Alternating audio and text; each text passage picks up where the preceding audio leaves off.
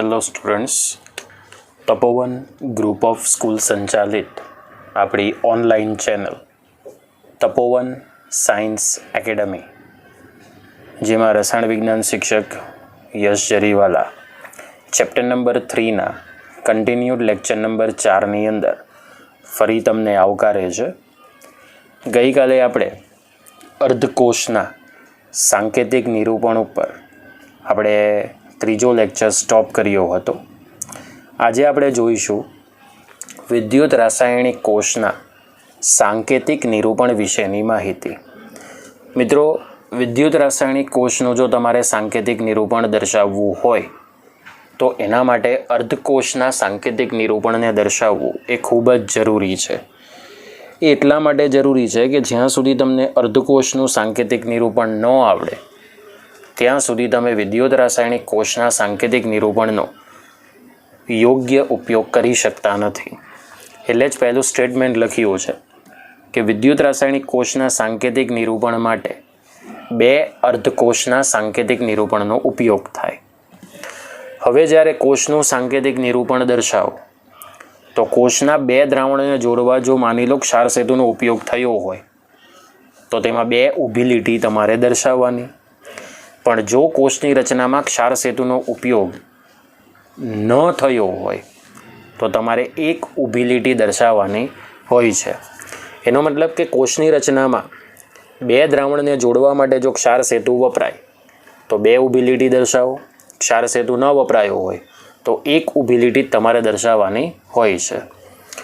વિદ્યુત રાસાયણિક કોષની અંદર એનોડ હંમેશા ડાબી બાજુ અને કેથોડ હંમેશા જમણી તરફ જ દર્શાવાય છે. બરાબર, એવું ન કહેવાય કે ભાઈ એનોડને આપણે જમણી તરફ દર્શાવીએ, કેથોડને આપણે ડાબી તરફ દર્શાવીએ. એવું શક્ય બનતું નથી. વિદ્યુત રાસાયણિક કોષની અંદર એનોડ હંમેશા ડાબી બાજુ અને કેથોડ હંમેશા જમણી બાજુ જ દર્શાવાય છે. હવે સૌથી અગત્યનો પોઈન્ટ છે કે કોષની રચનામાં વપરાયેલા દ્રાવણની સાંદ્રતા. કોષની રચનામાં વપરાયેલા દ્રાવણની સાંદ્રતા જો તમારે મોલારિટી એકમમાં દર્શાવવી હોય તો તે ક્ષારના આયનની સંજ્ઞા પછી ક્યાં તે આયનના સૂત્ર પછી કૌંસમાં લખવામાં આવે છે. મતલબ ક્ષાર સેતુની બંને તરફ આયનો હોય તો એમાં મોલારિટી એકમમાં જે કોઈ સાંદ્રતા XYZ હોય એ તમારે આયનની સંજ્ઞા પછી કૌંસમાં દર્શાવવી પડે છે. હવે ક્ષાર સેતુની જો કોઈ પણ એક તરફ વાયુ વિદ્યુત ધ્રુવ ઉપયોગિત થયો હોય તો આવા વાયુ વિદ્યુત ધ્રુવનું દબાણ એ 12 એકમમાં પ્રમાણિત અવસ્થામાં વાયુના અણુસૂત્ર પછી કૌંસમાં લખવામાં આવે છે. મતલબ વાયુ વિદ્યુત ધ્રુવ માટે તેનું જે દબાણ હોય એ દબાણ 12 એકમની અંદર વાયુના અણુસૂત્ર પછી કૌંસની અંદર દર્શાવવામાં આવે છે. ઓકે, તો એની અંદર સૌથી પહેલું છે કે આપણે ઝીંક અને કોપર જેવી ધાતુથી રચાતા પ્રમાણિત કોષ માટેની વાત કરીએ, જેમાં ઝીંક એ એનોડ તરીકે અને કોપર એ કેથોડ તરીકે વર્તે છે. હવે મિત્રો ખાસ સમજવાનું છે કે ઝીંક અને કોપર એ બંને ધાતુના સક્રિય વિદ્યુત ધ્રુવ છે. તો ગઈકાલે આપણે એની મેથડ જોઈ ચૂક્યા છે કે ધાતુના સક્રિય વિદ્યુત ધ્રુવ એનોડ તરીકે હોય અને કેથોડ તરીકે હોય તો આપણે એનું નિરૂપણ કેવી રીતે કરી શકીએ છીએ. ઓકે, ચલો હવે ઝીંક એનોડ તરીકે છે, ધાતુ છે, તો ધાતુનો વિદ્યુત ધ્રુવ જ્યારે એનોડ તરીકે કાર્યરત હોય તો એવા કેસની અંદર સૌપ્રથમ ધાતુનું સૂત્ર અને તેના સક્રિય આયનનું સૂત્ર એ બંને વચ્ચે ઊભી લીટી દર્શાવવામાં આવે. સાંદ્રતા આયનની છે 1 મોલર. કોપર કેથોડ તરીકે છે તો કેથોડના નિરૂપણ માટે પહેલાં એનું આવશે સક્રિય આયન Cu+2 aqueous 1 molar / Cu solid. બોલો, આ રીતે આવશે. ઓકે, હવે આ ઝીંક અર્ધકોષનું સાંકેતિક નિરૂપણ છે, આ કોપર અર્ધકોષનું સાંકેતિક નિરૂપણ છે. બંને વચ્ચે ક્ષાર સેતુ વપરાય છે, બે ઊભી લીટી દર્શાવી દો. હવે ઝીંકનો અર્ધકોષ એનોડ તરીકે હતો એટલે ઋણ વિદ્યુત ધ્રુવ તરીકે વર્તશે. કોપરનો અર્ધકોષ એ કેથોડ તરીકે હતો એટલે ઉપર ધન વિદ્યુત ધ્રુવ તરીકે વર્તશે. હવે તમે નવા સિલેબસમાં તો તમે જોશો NCERTમાં તો આ માઇનસ અને પ્લસના ચિહ્નો દર્શાવેલ નથી, મતલબ કે ઋણ ધ્રુવ અને ધન ધ્રુવને દર્શાવેલ નથી. બરાબર, તમે ન લખો તો પણ ચાલે, પણ આપણો જે ગુજરાત બોર્ડનો જૂનો સિલેબસ હતો એની અંદર આવા માઇનસ અને પ્લસ ચિહ્નો આપવામાં આવ્યા હતા. તો આવા ઘણા બધા અર્ધકોષોનો ઉપયોગ કરીને આપણે પ્રમાણિત વિદ્યુત રાસાયણિક કોષનું સાંકેતિક નિરૂપણ કરી શકીએ. પણ ધ્યાન એટલો રાખવાનો છે મિત્રો કે અર્ધકોષનું સાંકેતિક નિરૂપણ તમને આવડતું હોવું જોઈએ. તો આવા અલગ અલગ આપણે અર્ધકોષો દ્વારા રચાતા કોષના સાંકેતિક નિરૂપણ વિશેની વાત હવે આપણે કરીએ. એટલે કેટલાક એક્ઝામ્પલ આપણે જોઈએ. હવે અહીં તમને કેટલાક પ્રમાણિત કોષ દેખાય છે, જેની અંદર આપણે ઉદાહરણ તરીકે 5 પ્રમાણિત કોષની માહિતી મેળવી ચૂક્યા છે. તમને આપી છે, જેની અંદર પહેલું છે કે H2 અને કોપર ધાતુ દ્વારા રચાતા પ્રમાણિત કોષ માટે આપણે સાંકેતિક નિરૂપણ બતાવવાનું છે. આની અંદર જે પહેલી રચના છે તે એનોડ જ લેવાની અને બીજી જે માહિતી છે એ કમ્પલસરી કેથોડ લેવાનું. પણ કન્ડિશન એ છે કે H2 એ વાયુ વિદ્યુત ધ્રુવ છે અને કોપર એ ધાતુનો સક્રિય વિદ્યુત ધ્રુવ છે. તો બંનેનું અર્ધકોષનું સાંકેતિક નિરૂપણમાં ડિફરન્સ તમને જોવા મળશે, પણ ગભરાવાનું નહીં. ગઈકાલે બંને માટે વાયુ વિદ્યુત ધ્રુવ હોય કે ધાતુનો સક્રિય વિદ્યુત ધ્રુવ હોય, બંને માટે આપણે સાંકેતિક નિરૂપણ જોઈ ચૂક્યા છે. હવે H2 એનોડ તરીકે તમને જોવા મળે છે, તો એના માટે સૌથી પહેલાં આવશે નિષ્ક્રિય ધાતુનું સૂત્ર, જેને આપણે શું લખીએ છીએ? પ્લેટિનમ. તમે એની અંદર સોલિડ લખો કે નહીં લખો કંઈ ફરક પડશે નહીં. પછી વાયુનું અણુસૂત્ર એટલે H2 આવશે. અહીં ગેસિયસ કરો અને એનું દબાણ આવશે 1 બાર, જે તમે વાયુના અણુસૂત્ર પછી કૌંસમાં લખી શકો છો. અને એનો સક્રિય આયન H+. એક્વિયસ ન લખો તો ચાલે, પણ સાંદ્રતા 1 મોલર કમ્પલસરી લખવાની. બરાબર. હવે આ બંને વચ્ચે આપણે શું દર્શાવીએ છીએ? એક ઊભી લીટી. તો H2 વાયુ અર્ધકોષ જ્યારે એનોડ તરીકે હોય ત્યારે એનું સાંકેતિક નિરૂપણ થઈ ચૂક્યું છે. હવે આપણે કોપરની વાત કરીએ તો કોપર એ ધાતુ છે, તો તેનો સક્રિય આયન આવશે Cu+2 1 મોલર / Cu સોલિડ. અહીંયા પ્લસ મૂકી દો અને અહીંયા શું મૂકી દો? માઇનસ. તો આ હાઇડ્રોજન વાયુ વિદ્યુત ધ્રુવનું નિરૂપણ છે. આ કોપર ધાતુનું કેથોડ તરફનું નિરૂપણ છે. આ બંને વચ્ચે ક્ષાર સેતુ જોડવામાં આવે છે. 2 ઊભી લીટી દર્શાવી દો. તમને અર્ધકોષનું જ્યાં સુધી સાંકેતિક નિરૂપણ નહીં આવડશે ત્યાં સુધી તમને કોષનું સાંકેતિક નિરૂપણ આવડશે નહીં. ચાલો એ જ પ્રમાણે જોઈએ. બીજું મેગ્નેશિયમ અને ઝિંક. તો મેગ્નેશિયમ અને ઝિંક એ બંને ધાતુના સક્રિય વિદ્યુત ધ્રુવ છે. તો ધાતુના સક્રિય વિદ્યુત ધ્રુવ માટે આપણે Mg એનોડ તરીકે છે, તો એના સાંકેતિક નિરૂપણની અંદર પહેલાં આવશે Mg સોલિડ એટલે કે ધાતુનું સૂત્ર, અને ત્યાર પછી બીજું આવશે ધાતુના સક્રિય આયનનું સૂત્ર Mg+2 1 મોલર. પેલો એક ઊભી લીટી દર્શાવીએ. ત્યારબાદ લઈ લઈએ ઝિંક. કેથોડ તરીકે છે, તો પહેલાં એના સક્રિય આયનનું સૂત્ર Zn+2 1 મોલર / Zn સોલિડ. આ ધન ધ્રુવ અને આ ઋણ ધ્રુવ, બંને વચ્ચે શું જોડી દો? સોલ્ટ બ્રિજ એટલે 2 ઊભી લીટી આવશે. ચલો ત્યાર પછી એક છે Ag અને બીજો કયો છે? Cl2. તો Ag અને Cl2માં Ag તો કેવો છે? Ag શું છે? ધાતુ છે. અને Cl2 શું છે? વાયુ વિદ્યુત ધ્રુવ છે. તો ધાતુ જ્યારે એનોડ તરીકે હોય તો આપણે એનું પહેલાં સૂત્ર લખીએ, ત્યારબાદ તેના સક્રિય આયનનું સૂત્ર Ag+1 મોલર, એક ઊભી લીટી દર્શાવી દો. Cl2ની વાત કરીએ તો એ તો કેથોડ ઉપર છે. પહેલાં એનો સક્રિય આયન સાંદ્રતા આવશે Cl- 1 મોલર / Cl2 ગેસિયસ 1 બાર. ગેસિયસ 1 બાર ન લખો તો પણ ચાલે, સ્લેશ શું આવશે? પ્લેટિનમ. એટલે આ પ્લસ અને આ શું આવશે? માઇનસ. હવે બંને અર્ધકોષને ક્ષાર સેતુ મારફત જોડી દો એટલે 2 ઉબિલિટી તમને જોવા મળશે. ચલો ત્યાર પછી Br2 અને Cl2. બ્રોમિન અને ક્લોરિન આ બંને વાયુ વિદ્યુત ધ્રુવ છે, પણ બ્રોમિન એનોડ તરીકે છે અને ક્લોરિન કેથોડ તરીકે છે. ચલો બ્રોમિન એનોડ તરીકે હોય તો પહેલાં નિષ્ક્રિય ધાતુનું સૂત્ર પ્લેટિનમ સ્લેશ Br2. અહીંયા અણુસૂત્ર પછી 1 બાર લખી દો સ્લેશ Br માઇનસ. સાંદ્રતા આયનની કેટલી આવશે? 1 મોલર. સોલ્ટ બ્રિજ Cl2 તો Cl નો સક્રિય આયન Cl minus 1 molar slash Cl2 1 bar. Okay slash platinum. અહીંયા પ્લસ મૂકી દો, આ માઇનસ મૂકી દો. ઓકે ચલો મેગ્નેશિયમ અને H2. તો મેગ્નેશિયમ ધાતુ છે અને H2 વાયુ વિદ્યુત ધ્રુવ છે. તો ધાતુ જ્યારે એનોડ તરીકે હોય તો સૌપ્રથમ તેનું સૂત્ર Mg સોલિડ અને ત્યારબાદ તેના સક્રિય આયનનું સૂત્ર Mg+2 1 મોલર. સોલ્ટ બ્રિજ આવશે બીજા અર્ધકોષને જોડવા માટે.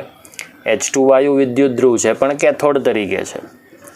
પહેલાં આવશે એનું સક્રિય આયન H+1 મોલર સ્લેશ વાયુનું અણુસૂત્ર H2 1 બાર સ્લેશ પ્લેટિનમ.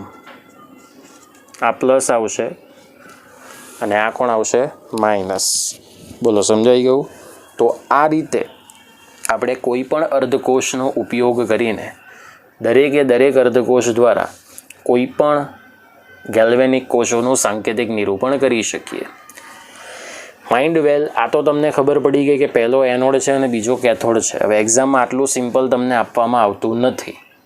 એક્ઝામમાં તમને આ વિદ્યુત રાસાયણિક કોષનું જો સાંકેતિક નિરૂપણ કરવું હોય તો તેના માટે તેના ઓક્સિડેશન કે રિડક્શન પોટેન્શિયલના મૂલ્યો આપવામાં આવે, જે આપણે ઓલરેડી પાછળની થિયરી એક આવશે EMF શ્રેણી. એ EMF શ્રેણી ઉપરથી આપણે એ મૂલ્ય વિશેની માહિતીઓ મેળવવાના છે અને એ રીતે આપણે વિદ્યુત રાસાયણિક કોષનું સાંકેતિક નિરૂપણ કરી શકીએ છીએ. તો આ રીતે તમે વિદ્યુત રાસાયણિક કોષના સાંકેતિક નિરૂપણની ચર્ચા કરી શકો. ઓકે, તો આ થઈ ગયું વિદ્યુત રાસાયણિક કોષનું સાંકેતિક નિરૂપણ. ઓકે વિદ્યાર્થી મિત્રો, આપણે કોષ પોટેન્શિયલની માહિતી મેળવીએ એ પહેલાં આપણે એક એવા અર્ધકોષ વિશેની માહિતી મેળવીએ કે જો તમારે ઝિંક, કોપર, Ag કે જો એના જેવા કોઈ પણ બીજા વિદ્યુત ધ્રુવનો તમારે પોટેન્શિયલ મેળવવો હોય તો આપણે તે માત્ર અને માત્ર પ્રમાણિત હાઇડ્રોજન વાયુ વિદ્યુત ધ્રુવની મદદથી જ નક્કી કરી શકીએ. એનો મતલબ કે પ્રમાણિત હાઇડ્રોજન વાયુ વિદ્યુત ધ્રુવ એ અન્ય વિદ્યુત ધ્રુવના પોટેન્શિયલની સરખામણી કરવા માટે એક પ્રકારનો સંદર્ભ એટલે કે રેફરન્સ ઇલેક્ટ્રોડ તરીકે ઉપયોગ કરવામાં આવે છે. તો હવે હાઇડ્રોજન વાયુ વિદ્યુત ધ્રુવની મદદથી અન્ય વિદ્યુત ધ્રુવનો પોટેન્શિયલ કેમ મેળવી શકીએ છીએ સરળતાથી? તો તેના માટે આપણે હાઇડ્રોજન વાયુ વિદ્યુત ધ્રુવની જે થોડી માહિતી છે એ આપણે મેળવવી પડે. જેમાં તમને અહીં આકૃતિમાં દેખાય છે હાઇડ્રોજન વાયુ વિદ્યુત ધ્રુવના અર્ધકોષની રચના. ઓકે, તો ચાલો આપણે હાઇડ્રોજન વાયુ વિદ્યુત ધ્રુવનો એક યોગ્ય માહિતી સમજવા માટેનો પ્રયત્ન કરીએ. તો એની અંદર પહેલું એવું કહ્યું છે કે વિવિધ વિદ્યુત ધ્રુવની ઇલેક્ટ્રોન મેળવવાની વૃત્તિ કે પછી ઇલેક્ટ્રોન મુક્ત કરવાની વૃત્તિ હોય. ઇલેક્ટ્રોન મેળવવાની કે ઇલેક્ટ્રોન મુક્ત કરવાની વૃત્તિની જે તીવ્રતાની સરખામણી કરવી હોય એ આપણે પ્રમાણિત હાઇડ્રોજન અર્ધકોષનો ઉપયોગ કરીને જ કરી શકીએ. કારણ કે પ્રમાણિત હાઇડ્રોજન વિદ્યુત ધ્રુવ એ હંમેશા બીજા વિદ્યુત ધ્રુવના સંદર્ભમાં જ કાર્યરત હોય. હવે બીજા વિદ્યુત ધ્રુવના સંદર્ભમાં જ કાર્યરત હોવાને કારણે આ જે પ્રમાણિત હાઇડ્રોજન વાયુ વિદ્યુત ધ્રુવ છે એને આપણે સંદર્ભ વિદ્યુત ધ્રુવ તરીકે ઓળખીએ છીએ. એટલે જ હાઇડ્રોજન ધ્રુવને સંદર્ભ ધ્રુવ તરીકે લઈ શકાય. હવે પ્રમાણિત હાઇડ્રોજન વાયુ વિદ્યુત ધ્રુવના અર્ધકોષની રચના તમને અહીં આપવામાં આવી છે, બરાબર, જેની અંદર આપણે સ્ટેપ બાય સ્ટેપ સમજવાનો પ્રયત્ન કરીએ કે આકૃતિમાં દર્શાવ્યા પ્રમાણે એક પાત્રમાં 298 કેલ્વિન તાપમાને 1 મોલર H+ એક્વિયસનું દ્રાવણ લેવામાં આવે. અહીં તમને આ જે આકૃતિ દેખાય છે એની અંદર અહીં જે દ્રાવણ ભરેલું છે એ 1 મોલર HCl અથવા 1 મોલર H+ એક્વિયસનું દ્રાવણ ભરેલું છે 298 કેલ્વિન તાપમાને. હવે આ દ્રાવણની અંદર આ પ્લેટિનમ બ્લેકનો ઢોળ ચડાવેલ પ્લેટિનમની પટ્ટી છે. અહીં પ્લેટિનમ બ્લેકનો ઢોળ ચડાવેલ છે અને આ પ્લેટિનમ પટ્ટી એ આ દ્રાવણની અંદર ડુબાડવામાં આવે છે. આ પટ્ટીના છેડા ઉપર તમને પ્લેટિનમ ધાતુનો બ્લોક દેખાશે, એટલે કે પ્લેટિનમ ધાતુનો ટુકડો, બરાબર, એક કાચની નળીમાં બંધ બેસતો ગોઠવવામાં આવે છે. આ તમને કાચની નળી છે જ્યાં એક છેડે ખુલ્લી છે અને આ બીજા છેડા ઉપર શું છે, બંધ છે. આખી કાચની નળી છે. હવે આ તારના ટુકડા ઉપર, બરાબર, હવે આ જે તમને પ્લેટિનમ ધાતુનો તાર છે, બરાબર, એના ટુકડા ઉપર સંપર્ક માટે અંદર મર્ક્યુરી ઉમેરવાનું છે, બરાબર, અને મર્ક્યુરી ઉમેર્યા બાદ કોપરના તાર મારફત તેનું આપણે બાહ્ય જોડાણ કરી શકીએ છીએ. ઓકે, તો ફરીથી રચના આપણે સમજી લઈએ. 298 કેલ્વિન તાપમાને 1 મોલર હાઇડ્રોક્લોરિક એસિડનું જલીય દ્રાવણ લેવાનું. આ દ્રાવણની અંદર પ્લેટિનમ બ્લેકનો ઢોળ ચડાવેલ પ્લેટિનમ ધાતુની પટ્ટીને ડુબાડવાની. આ પટ્ટીના છેડા ઉપર પ્લેટિનમ ધાતુનો ટુકડો એવી રીતે ગોઠવો કે જે એક છેડેથી બંધ હોય એવી કાચની નળીમાં ગોઠવાઈ જાય. અહીંથી આ કાચની નળીનો છેડો ખુલ્લો છે, અહીંથી કાચની નળીનો છેડો બંધ છે. પછી આ તારના ટુકડાના સંપર્ક માટે મર્ક્યુરી ઉમેરવામાં આવે અને કોપરના તાર મારફત આપણે એનું બાહ્ય જોડાણ કરી શકીએ.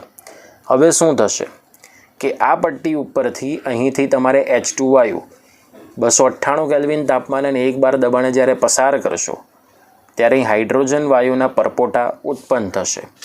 પણ આ કોષને એ અન્ય કોષની સાથે તમે જોડેલો છે એક સંદર્ભ તરીકે, બરાબર. તો એની કાર્ય પદ્ધતિમાં તમને પૂરેપૂરું ખબર પડશે કે આ અર્ધકોષને સંદર્ભ તરીકે જ્યારે અન્ય અર્ધકોષ સાથે જોડીને સંપૂર્ણ કોષ રચવામાં આવતો હોય ત્યારે ક્યાં તો તે એનોડ તરીકે વર્તતો હશે અથવા તો તે કેથોડ તરીકે વર્તતો હશે.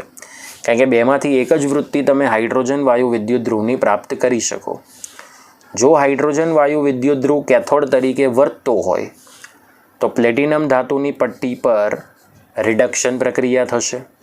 હવે રિડક્શન પ્રક્રિયા થશે, બરાબર, તો તમારે કમ્પ્લીટલી શું કરવાનું છે, તો એના માટે રિડક્શન પ્રક્રિયા તમારે આપવી પડશે. ઓકે, હવે એ રિડક્શન પ્રક્રિયા નીચે લખાઈ ગઈ છે, એટલે આ પ્રક્રિયા અહીં આવશે અને આ પ્રક્રિયા અહીં નીચેના મુદ્દા ઉપર આવશે. તો H+ aqueous 1 molar plus electron minus gives 1/2 H2 gaseous 1 બાર. આ તમને રિડક્શન પ્રક્રિયા દેખાય છે. હવે જો પ્રમાણિત હાઇડ્રોજન વાયુ વિદ્યુત ધ્રુવ એનોડ તરીકે વર્તતો હોય તો પ્લેટિનમ ધાતુની સપાટી પર એની ઓક્સિડેશન પ્રક્રિયા થાય છે.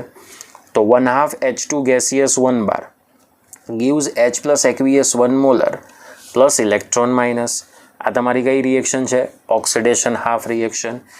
એટલે જ્યારે તમે આ કોષને અન્ય કોષની સાથે ક્ષાર સેતુ મારફત જ જોડેલો છે પણ એ એક પ્રકારનો સંદર્ભ વિદ્યુત ધ્રુવ છે, તો ક્યાં તો હાઇડ્રોજન વાયુ વિદ્યુત ધ્રુવ એનોડ તરીકે વર્તતો હશે, ક્યાં તો હાઇડ્રોજન વાયુ વિદ્યુત ધ્રુવ એ કેથોડ તરીકે વર્તવાની વૃત્તિ ધરાવતો હશે, બરાબર. આથી આપણે એવું કહી શકીએ કે પ્રમાણિત હાઇડ્રોજન વાયુ વિદ્યુત ધ્રુવની ઇલેક્ટ્રોન સ્વીકારવાની વૃત્તિ હોય કે પછી ઇલેક્ટ્રોન મુક્ત કરવાની વૃત્તિ હોય, આ બંને વૃત્તિની જે તીવ્રતા છે એ દરેક તાપમાને 0 વોલ્ટ જેટલી સ્વીકારવામાં આવી છે. મતલબ કે હાઇડ્રોજનની ઇલેક્ટ્રોન સ્વીકારવાની વૃત્તિ ગણો કે ઇલેક્ટ્રોન મુક્ત કરવાની વૃત્તિ ગણો, એ હંમેશા તમને 0 વોલ્ટ જ જોવા મળશે. આથી અન્ય વિદ્યુત ધ્રુવોની ઇલેક્ટ્રોન સ્વીકારવાની વૃત્તિની અથવા ઇલેક્ટ્રોન મુક્ત કરવાની વૃત્તિની તીવ્રતાના સાપેક્ષ મૂલ્યો મેળવવામાં સરળતા રહે. કારણ કે એની પોતાની જે ઇલેક્ટ્રોન સ્વીકારવાની અને ગુમાવવાની જે વૃત્તિની તીવ્રતા છે તે અન્ય વિદ્યુત ધ્રુવોની ઇલેક્ટ્રોન સ્વીકારવાની કે મુક્ત કરવાની વૃત્તિની તીવ્રતાની સરખામણીમાં જ નક્કી થશે. તો બીજા વિદ્યુત ધ્રુવની મુક્ત કરવાની કે સ્વીકારવાની વૃત્તિની સાપેક્ષ તીવ્રતા આપણે મેળવી શકીએ. લેંગ્વેજ કોમ્પ્લિકેટેડ છે પણ તમારી ભાષામાં તમે સેટ કરી શકશો. હવે વિદ્યુત ધ્રુવોની ઇલેક્ટ્રોન સ્વીકાર કરવાની વૃત્તિની જે સાપેક્ષ તીવ્રતા છે એને આપણે કહીએ છીએ રિડક્શન પોટેન્શિયલ, જેની સંજ્ઞા છે ERED અથવા E0RED કહેવાય છે. અને વિદ્યુત ધ્રુવોની ઇલેક્ટ્રોન મુક્ત કરવાની જે સાપેક્ષ તીવ્રતા છે એને ઓક્સિડેશન પોટેન્શિયલ એટલે કે EOXI અથવા E0OXI તરીકે ઓળખીએ છીએ. EOXI અથવા તો E0OXI તરીકે આપણે ઓળખીએ છીએ. મતલબ કે અન્ય વિદ્યુત ધ્રુવોની ઇલેક્ટ્રોન મુક્ત કરવાની વૃત્તિની સાપેક્ષ તીવ્રતા એટલે આપણે એને કહીએ છીએ ઓક્સિડેશન પોટેન્શિયલ, અને અન્ય વિદ્યુત ધ્રુવોની ઇલેક્ટ્રોન સ્વીકારવાની સાપેક્ષ તીવ્રતા એને આપણે કહીએ છીએ રિડક્શન પોટેન્શિયલ. હવે પ્રમાણિત હાઇડ્રોજન વાયુ વિદ્યુત ધ્રુવ એ બીજા વિદ્યુત ધ્રુવ માટે સંદર્ભ વિદ્યુત ધ્રુવ તરીકે કાર્ય કરે છે. એટલે બીજા અર્ધકોષની ઇલેક્ટ્રોન મેળવવાની વૃત્તિ વધારે હોય, બીજા અર્ધકોષની ઇલેક્ટ્રોન મેળવવાની વૃત્તિ જો વધારે હોય તો પ્રમાણિત હાઇડ્રોજન વાયુ વિદ્યુત ધ્રુવ એનોડ તરીકે વર્તે. બરાબર. પણ જો પ્રમાણિત હાઇડ્રોજન વાયુ વિદ્યુત ધ્રુવની ઇલેક્ટ્રોન મેળવવાની વૃત્તિ વધારે હોય તો પ્રમાણિત હાઇડ્રોજન વાયુ વિદ્યુત ધ્રુવ એ કોના તરીકે વર્તે છે? કેથોડ તરીકે વર્તવાની વૃત્તિ ધરાવે છે. એનો મતલબ કે પ્રમાણિત હાઇડ્રોજન વિદ્યુત ધ્રુવની સાથે ક્ષાર સેતુ મારફત તમે અન્ય કોઈ પણ વિદ્યુત ધ્રુવ જોડી શકો. પણ જો અન્ય વિદ્યુત ધ્રુવની ઇલેક્ટ્રોન મેળવવાની વૃત્તિ વધે તો હાઇડ્રોજન વાયુ વિદ્યુત ધ્રુવ એનોડ પર જોડી દેવાનો. અને જો પ્રમાણિત હાઇડ્રોજન વાયુ વિદ્યુત ધ્રુવની ઇલેક્ટ્રોન મેળવવાની વૃત્તિ બીજા વિદ્યુત ધ્રુવ કરતાં વધારે હોય તો પ્રમાણિત હાઇડ્રોજન વાયુ વિદ્યુત ધ્રુવને તમારે કોની પર જોડવાનો? કેથોડ તરીકે જોડવો પડશે. આ એનું મેઇન ઇન્ટેન્શન છે. એકચ્યુઅલી આ થિયરી 11 સાયન્સની અંદર આવી જ ગઈ છે એટલે તમને બહુ કોમ્પ્લિકેટેડ થશે નહીં. હવે આપણે આગળ જોઈએ. એટલે કે એવું કીધું છે કે બીજા ધ્રુવનો એનોડ બરાબર અને કેથોડ બનવાનો જે આધાર હોય, અન્ય કોઈ પણ વિદ્યુત ધ્રુવનો એનોડ અને કેથોડ બનવાનો જે આધાર હોય તે પ્રમાણિત હાઇડ્રોજન વિદ્યુત ધ્રુવના સંદર્ભમાં જ નક્કી થાય. બરાબર. આથી તેને કેવો વિદ્યુત ધ્રુવ કહેવામાં આવે છે? સંદર્ભ વિદ્યુત ધ્રુવ તરીકે ઓળખવામાં આવે છે. હવે એક એક્ઝામ્પલ લીધું છે કે પ્રમાણિત હાઇડ્રોજન વાયુ વિદ્યુત ધ્રુવના સંદર્ભમાં જો આપણે ઝિંકનો વિદ્યુત ધ્રુવ લઈએ તો એ ઝિંકનો અર્ધકોષ હંમેશા એનોડ તરીકે જોવા મળશે. પણ જો કોપરનો વિદ્યુત ધ્રુવ લઈએ તો કોપરનો વિદ્યુત ધ્રુવ ધરાવતો અર્ધકોષ એ હંમેશા કેથોડ તરીકે જ લેવામાં આવશે. હવે આ ફિક્સ વેલ્યુ કેમ છે? તો ફિક્સ વેલ્યુ એટલા માટે છે વિદ્યાર્થી મિત્રો, કારણ કે આપણે EMF મૂલ્ય ઉપરથી આપણે EMF શ્રેણી ભણવાના છે અને તે EMF શ્રેણીના EMF મૂલ્ય ઉપરથી આપણે આ દરેક માહિતી ઓલરેડી નક્કી કરી શકીએ છીએ. ઓકે. હવે આ પણ તમને MCQની અંદર જ પૂછાશે. બરાબર. એટલે તમારે આ સવાલને એક MCQના રિલેટેડ જ તૈયારી કરવાની. હવે આપણે 10મા નંબરનો પ્રશ્ન લઈએ. 10મા નંબરનો પ્રશ્ન મિત્રો એવો છે કે કોષ પોટેન્શિયલ એટલે શું? What is the meaning of cell potential?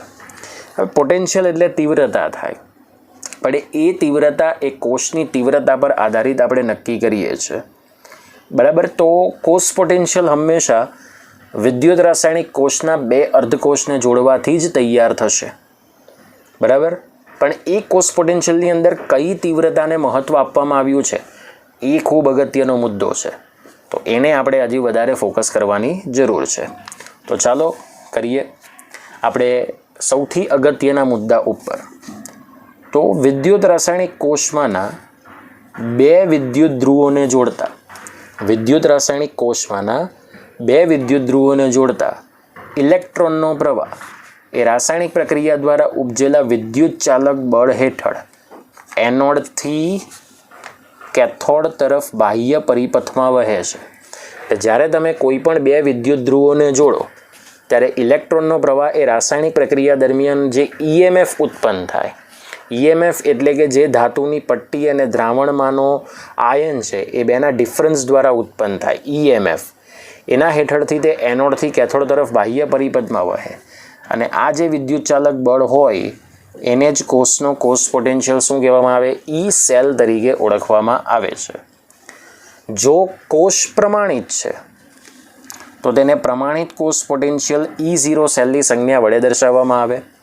જો કોષ કેવો છે? પ્રમાણિત હોય તો એને પ્રમાણિત કોષ પોટેન્શિયલ E0 સેલ વડે દર્શાવવામાં આવે છે. હવે વોલ્ટમીટર નામના સાધન વડે માપવામાં આવતા કોષ પોટેન્શિયલનું મૂલ્ય એ ચોક્કસ મળતું નથી. આ જરા ધ્યાન રાખજો. તો કોષનો સાચો પોટેન્શિયલ મેળવવા માટે આપણે પોટેન્શિયોમીટર નામના સાધનનો ઉપયોગ કરવો પડે છે. બરાબર? એટલે પોટેન્શિયોમીટર નામના સાધન દ્વારા માપવામાં આવતો કોષનો પોટેન્શિયલ એ કોષનો વાસ્તવિક અને સાચો કોષ પોટેન્શિયલ નક્કી થાય છે. તો હવે આપણે એ જોઈએ કે કોષ પોટેન્શિયલ ખરેખર શું છે. તો કોષ પોટેન્શિયલ ખરેખર તો બે વિદ્યુત ધ્રુવોની ઇલેક્ટ્રોન સ્વીકાર કરવાની અથવા મુક્ત કરવાની વૃત્તિની તીવ્રતાનો શું છે? તફાવત છે. એટલે કે બે વિદ્યુત ધ્રુવોની ઇલેક્ટ્રોન મુક્ત કરવાની ક્યાં તો સ્વીકારવાની વૃત્તિની તીવ્રતાનો તફાવત છે. પણ આપણે અહીં કોઈ પણ વિદ્યુત ધ્રુવની ઇલેક્ટ્રોન સ્વીકારવાની વૃત્તિની તીવ્રતાને ધ્યાનમાં લઈશું. ઇલેક્ટ્રોન મુક્ત કરવાની વૃત્તિની તીવ્રતાને આપણે ધ્યાનમાં લેતા નથી. ઓકે, તો ચાલો જોઈએ. જે વિદ્યુત ધ્રુવની ઇલેક્ટ્રોન મુક્ત કરવાની વૃત્તિ વધુ હોય તે એનોડ બની જાય છે અને જેની વૃત્તિ ઇલેક્ટ્રોન મુક્ત કરવાની ઓછી હોય એ કેથોડ બની જાય છે. શું બની જાય છે? કેથોડ બની જાય. એટલે જે વિદ્યુત ધ્રુવની ઇલેક્ટ્રોન મુક્ત કરવાની વૃત્તિ વધારે એને તમારે એનોડ કહેવાનું. જે વિદ્યુત ધ્રુવની ઇલેક્ટ્રોન મુક્ત કરવાની વૃત્તિ ઓછી હોય એને કેથોડ કહેવાનું.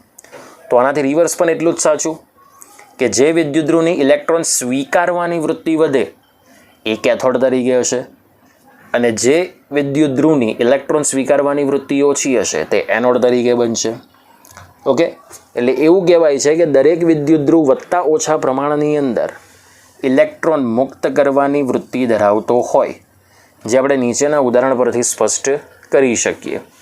હવે મિત્રો તમને આ એક ઉદાહરણ આપ્યું છે. આ બધા MCQના ટોપિક છે, એ કોઈ તમને થિયરીમાં નહીં પૂછાશે. બટ માઇન્ડ વેલ આના વગર તમે કોષ પોટેન્શિયલ સમજી નહીં શકશો. આ તમને પ્રમાણિત ડેનિયલ કોષનું સાંકેતિક નિરૂપણ આપી દીધું છે. હવે નિરૂપણ તમને ખબર પડી જ જવી જોઈએ. હવે તમારે કોઈ પણ જગ્યાએ બરાબર નિરૂપણ હોય એટલે ક્ષાર સેતુની ડાબી તરફ એનોડ અને ક્ષાર સેતુની જમણી તરફ કેથોડ છે એવું માનીને જ ચાલવાનું છે.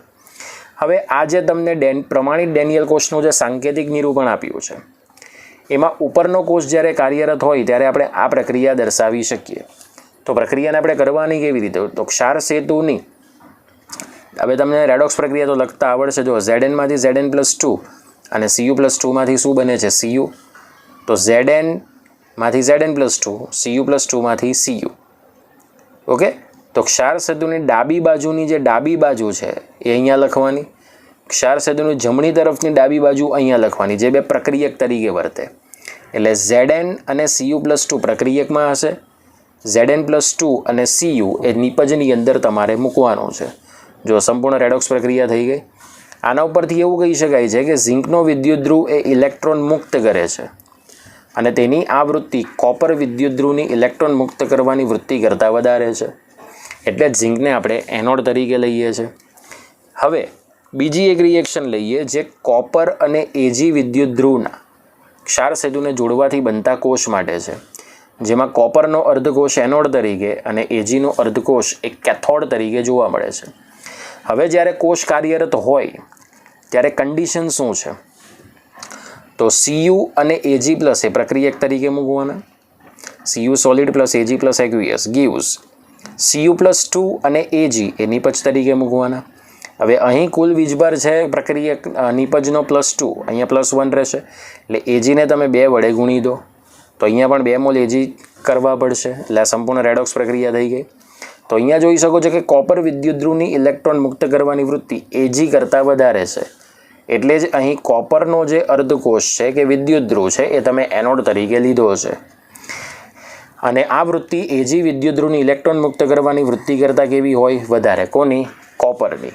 જે ઉપર દર્શાવેલી પ્રક્રિયાને આધારે કહી શકાય. એટલે તમે એવું કહી શકો કે કોપરની ઇલેક્ટ્રોન મુક્ત કરવાની વૃત્તિ એ ઝિંક કરતાં ઓછી છે પણ Ag ધાતુ કરતાં કેવી છે? વધારે છે. ઓકે, આ બધી જ વસ્તુ એ તમે EMF મૂલ્ય, ઇલેક્ટ્રોમોટિવ ફોર્સ મૂલ્ય ઉપરથી જ નક્કી કરી શકો. ઓકે, ચલો હવે આપણે જઈએ એના આગળના ટોપિક ઉપર.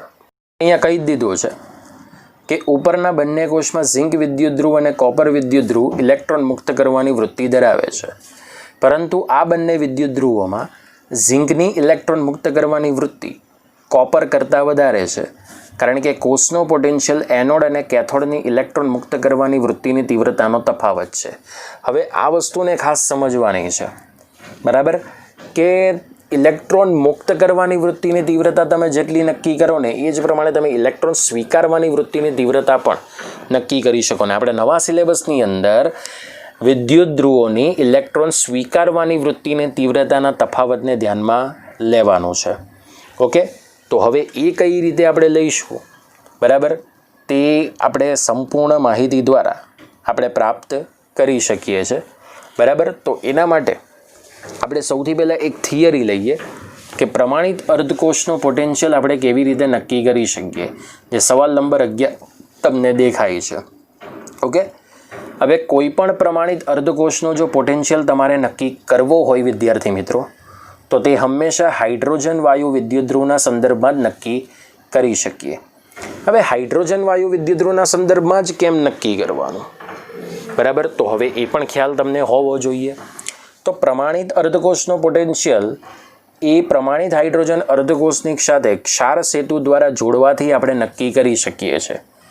મતલબ આ રીતે તૈયાર કરેલા સંપૂર્ણ કોષનો જે કોષ પોટેન્શિયલ છે E0 સેલ એ પોટેન્શિયોમીટર વડે માપવામાં આવે, બરાબર, કારણ કે પોટેન્શિયોમીટર દ્વારા આપણે ચોક્કસ કોષ પોટેન્શિયલ નક્કી કરી શકીએ.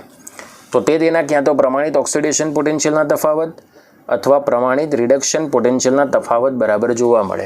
હવે આને જ મેઇન સમજવાનું છે કે શું છે.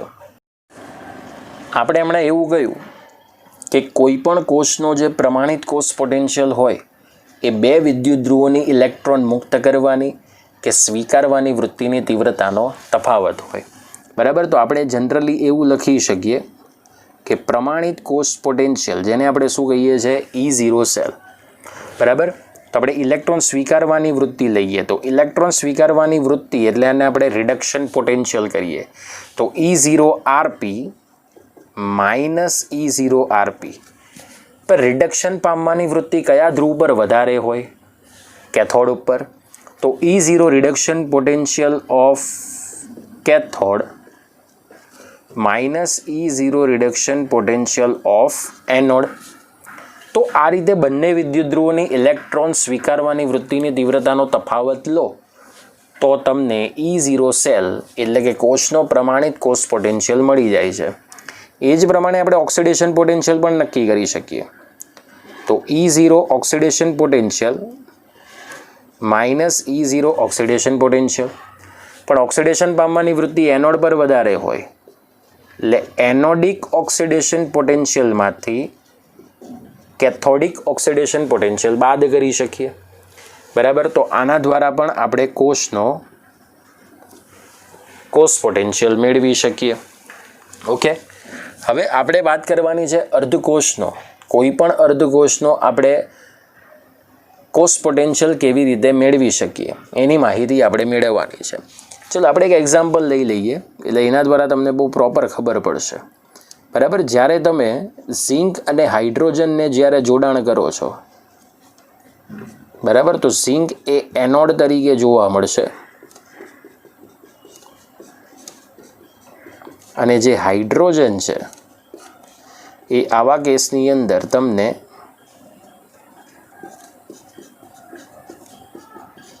કેથોડ તરીકે જોવા મળશે.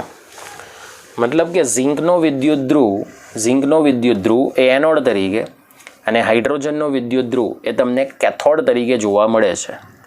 તો આવા કેસની અંદર આપણે રિડક્શન પોટેન્શિયલને વધારે મહત્ત્વ આપવાનું છે. હવે આ કોષનો જે કોષ પોટેન્શિયલ છે, બરાબર, એ તમારે +0.76 વોલ્ટ આપવામાં આવેલ છે. હવે તમારે પ્રમાણિત ઝિંક અર્ધકોષનો રિડક્શન પોટેન્શિયલ શોધવાનો છે. તો કંઈ જ કરવાનું નહીં, તમારે E0 સેલનું સૂત્ર આપવાનું, બરાબર, જેમાં પહેલાં તો હાઇડ્રોજનનો આવશે રિડક્શન પોટેન્શિયલ અને ત્યારબાદ કોનો આવશે, ઝિંકનો. તો E0 RP of cathode minus E0 RP of anode.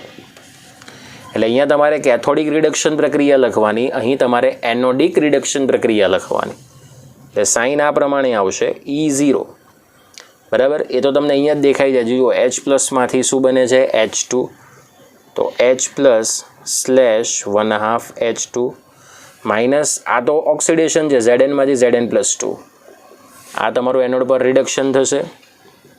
તો minus E0 Zn+2 slash Zn.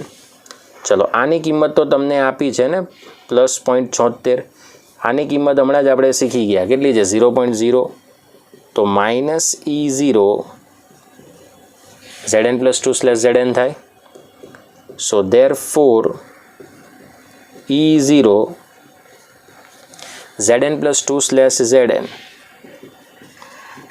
Is equal to -0.76 volt. હવે જુઓ +2માંથી 0 છે એટલે રિડક્શન થયું, એટલે આ ઝિંકનો રિડક્શન પોટેન્શિયલ છે -0.76. હવે જો ઝિંકનો તમારે ઓક્સિડેશન પોટેન્શિયલ મેળવવો હોય તો પ્રક્રિયા તમારે ચેન્જ કરવી પડશે, Zn સ્લેશ Zn+2. તો માઇનસની જગ્યાએ મૂલ્ય એટલું ને એટલું જ રહી, પણ માઇનસ હોય તો પ્લસ ને પ્લસ હોય તો માઇનસ થઈ જશે. And that's very important topic કે જો તમારે હાઇડ્રોજન સિવાયના કોઈ પણ અર્ધકોષનો રિડક્શન કે ઓક્સિડેશન પોટેન્શિયલ મેળવવો હોય તો તે હંમેશા ઓલરેડી આપણે હાઇડ્રોજન વાયુ વિદ્યુત ધ્રુવના સંદર્ભમાં જ પ્રાપ્ત કરી શકીએ. એટલો પોઈન્ટ ક્લિયર થાય છે? ઓકે, જે ઓલરેડી તમને સવાલ નંબર 11ની અંદર આપવામાં આવ્યો છે. હવે જો એના પર આધારિત તમારે કોઈ પણ કોષ પોટેન્શિયલ મેળવવો હોય તો પણ એ આપણે બેમાંથી આ કોઈ પણ એક જ સૂત્ર દ્વારા નક્કી કરી શકીએ. પણ એના માટે તમારી પાસે કોઈ પણ બે પ્રમાણિત અર્ધકોષના પોટેન્શિયલ હોવા જરૂરી છે. ચલો એનું પણ આપણે એક્ઝામ્પલ લઈ લઈએ. આપણી પાસે પ્રમાણિત ડેનિયલ કોષ છે.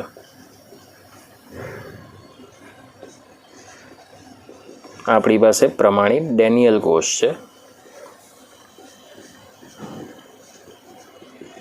જેનું સાંકેતિક નિરૂપણ તમારે યાદ રાખી જ લેવાનું કે ઝિંક એનોડ તરીકે અને કોપર કેથોડ તરીકે હોય. હવે આના માટે તમારી પાસે ઝિંક અને કોપર આ બંનેને ક્યાં તો ઓક્સિડેશન પોટેન્શિયલ અથવા તો રિડક્શન પોટેન્શિયલના મૂલ્યોની માહિતી જોઈએ. ચલો માની લો કે તમને આ પ્રમાણે આપ્યું છે. આ તમારી પાસે છે ઝિંકનો પ્રમાણિત રિડક્શન પોટેન્શિયલ અને આ તમારી પાસે છે કોપરનો પ્રમાણિત રિડક્શન પોટેન્શિયલ. ઓકે, હવે આના દ્વારા તમારે મેળવવાનું છે પ્રમાણિત કોષ પોટેન્શિયલ E0 સેલ. તો E0 cell is equal to E0 RP of cathode minus E0 RP of શું બનશે? એનોડ. ચલો RP એટલે શું કહેવાય? Reduction potential. તો ચલો આ બેમાંથી કોનો રિડક્શન પોટેન્શિયલ વધારે છે? તો ડેફિનેટલી કોપરનો જ રિડક્શન પોટેન્શિયલ વધારે છે. Point clear? તો એ આવશે E0 Cu+2 slash Cu minus E0 Zn+2 slash Zn. ચલો કોપરનો રિડક્શન પોટેન્શિયલ એટલે +0.34 છે. ઝિંકનો પ્રમાણિત રિડક્શન પોટેન્શિયલ એ -0.76 છે. માઇનસ માઇનસ શું થઈ જશે? પ્લસ. તો ચાલો +0.34 +0.76 એટલે E0 સેલ તમને કેવો મળશે? 1.10 વોલ્ટ. એટલે જો તમારે કોઈ પણ પ્રમાણિત કોષ પોટેન્શિયલ તમારે મેળવવો હોય તો આપણી પાસે બે અર્ધકોષોના પ્રમાણિત રિડક્શન પોટેન્શિયલની કિંમત મેળવવી પડે. હવે આ તો તમે બે અર્ધકોષના પ્રમાણિત રિડક્શન પોટેન્શિયલની કિંમત મેળવી છે. જો તમે પ્રમાણિત ઓક્સિડેશન પોટેન્શિયલની કિંમત મેળવો તો પણ E0 સેલ તો કોન્સ્ટન્ટ જ આવે. E0 સેલ કદી બદલાતો નથી. ઓકે, પણ એક વાત મહત્ત્વની છે કે કોઈ પણ કોષનો પ્રમાણિત કોષ પોટેન્શિયલ એ આપણે ક્યાં તો તેના રિડક્શન પોટેન્શિયલના તફાવત દ્વારા મેળવી શકીએ અથવા તો ઓક્સિડેશન પોટેન્શિયલના તફાવત દ્વારા મેળવી શકીએ. પોઈન્ટ ક્લિયર થઈ ગયો? ઓકે, તો આપણે આજનો લેક્ચર અહીંયા સુધી રાખીશું.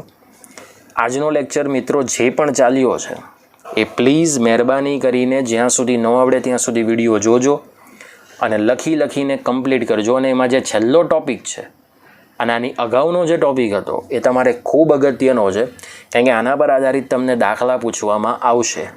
ઓકે, તો આજનો ટૉપિક ન સમજ પડે તો 3 થી 4 વખત વિડીયો જુઓ, બરાબર. એ તમને પોઈન્ટ્સ ક્લિયર થઈ જાય પછી જ તમારે આગળ જવાનું છે, કારણ કે આ બધું MCQ માટે બેઝિક છે. અને હવે જ્યારે આપણો આગળનો ટૉપિક ચાલશે EMF શ્રેણી, એ પણ ઓલરેડી ખૂબ અગત્યનો ટૉપિક છે. પણ જો EMF શ્રેણીની અંદર તમને આ વસ્તુ નહીં આવડશે તો તમે EMFના કન્સેપ્ટ ઉપર પણ તમે ધ્યાન આપી શકશો નહીં. સો પ્લીઝ મહેરબાની કરીને આ ટૉપિક ખૂબ વ્યવસ્થિત જોઈ લેજો. આની અગાઉના લેક્ચરના પણ જોઈ લેવાના. અને આ 4 લેક્ચરનું કોમ્બિનેશન હવે આગળની થિયરીઓની અંદર ચાલશે. ઓકે, તો જય હિન્દ, જય ભારત.